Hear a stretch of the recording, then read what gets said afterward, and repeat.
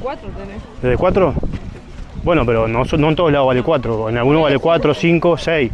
6 también la he visto. 6, sí, 6 sí ya es. No es caro, pero está un poquito más elevado. 6 la he visto. El doble, boludo. El doble. Claro.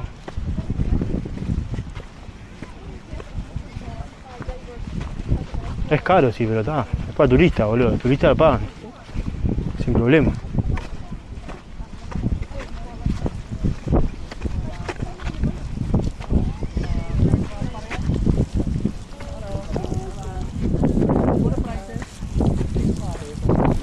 No hay todavía salvavidas, ¿viste?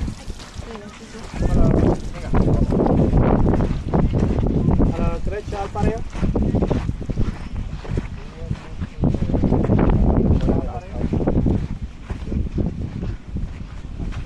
Chancletas súper grandes y playas cuando... We were next to la Patacona.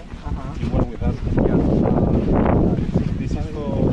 ¿Viste? Mirá, si no teníamos la carpa, Que encontró ¿eh? en la playa. Estábamos en el horno. El muro ya no lo tenemos. Yo en la playa de la Patacona no. ¿Y está más grande ahora?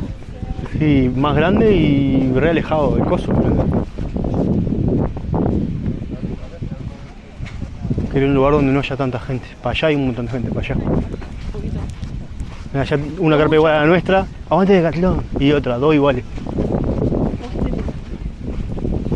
¿No era el de Decathlon? 30 euros de mercado.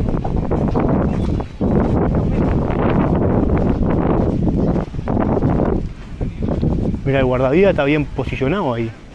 Pusieron el coso bien. Claro, tuvieron que mover eso. Claro, todos tuvieron que mover, boludo. Eso lo entierran ni lo desentierran, boludo.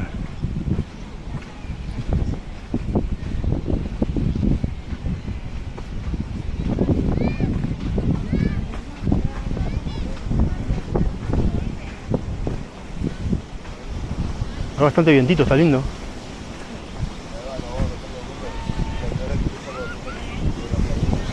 ¿Sabés la siesta que me voy a dormir?